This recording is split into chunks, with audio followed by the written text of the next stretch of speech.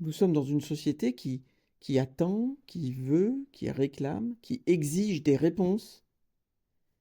Le psychanalyste sait que les réponses, souvent, elles nous servent à nous draper dedans, à nous faire des enveloppes protectrices. On sait aussi que les réponses, on s'en lasse vite. C'est vrai que les réponses, elles permettent pas souvent la question. Or, l'existence prend toute sa dynamique grâce à des questions. Et on sent que quand on a envie de tout remettre en question, ça peut stimuler chez l'autre une certaine peur. Une peur que dire tout remettre en question, ça signifierait pour la personne qui est mise en question de tout perdre, de tout abandonner, de tout devoir changer. Bref, l'allergie aux questions traduit une crispation identitaire, une peur de changer même. À rebours de ça,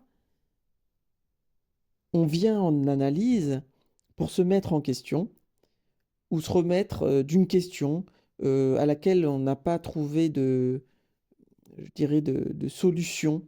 C'est une question qui nous a bloqués et une question à la limite qu'on voudrait bien se reposer.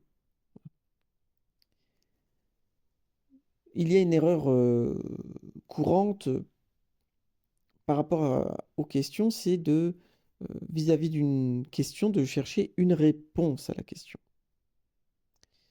Et si on s'aperçoit que face à une question, finalement, il y a d'autres issues que la réponse, par exemple, ça peut être trouver à partir d'une question une autre question. Et cette autre question, elle peut être intéressante pour la suite. Voilà. L'analyse, la psychanalyse, c'est un pari. Un pari où on va miser, où on vient miser sur une question. On a envie de s'en remettre tout simplement à une question. Voilà. Que si on parie sur elle, on prend le risque que ça nous rapporte quelque chose. On a envie que ça nous rapporte quelque chose de se poser des questions. On ne va pas poser des questions de façon totalement abstraite, détachée des événements, loin de la souffrance. Non, les questions, on a envie de se les poser précisément aux endroits où on souffre. Et c'est bien normal parce que c'est là que notre intérêt nous appelle. Aussi, donc, dans un travail, ce qui est bon pour se relancer, c'est de trouver la bonne question, que chacun puisse trouver la bonne question pour lui, dans un moment précis. Parce que je m'aperçois que souvent on se traîne de mauvaises questions. Voilà. Comme on dit aujourd'hui, on ne se pose pas les bonnes questions. Et d'ailleurs, est-ce qu'on peut même faire la différence entre une bonne et une mauvaise question? C'est déjà peut-être un bon début. Ben, moi, je dirais qu'une bonne question, c'est une question qui vous met en mouvement. C'est une question qui vous permet de penser, qui ne va pas s'arrêter dans la réponse. C'est une question qui est bien plus porteuse, c'est-à-dire qu'elle va vous porter.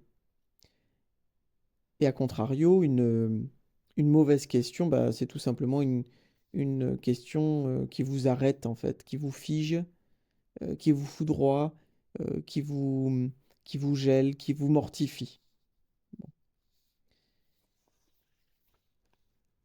La psychanalyse, ça consiste donc à être une sorte de méthode. Ce n'est pas qu'une méthode ni une technique d'ailleurs, mais c'est aussi ça. Euh, une technique pour permettre à quelqu'un qu'il puisse se poser les bonnes questions. C'est une façon de se poser déjà la psychanalyse, de se mettre en question et de trouver des questions, pas forcément une, ça commence toujours par une question, mais elle va permettre que d'autres la suivent, et des questions qui ne vous enferment pas dans des réponses, de sorte que l'existence ne soit pas refermée sur une donnée, sur une solution, et plus qu'elle continue, que vous puissiez continuer à chercher et à mettre votre vie en question. Voilà.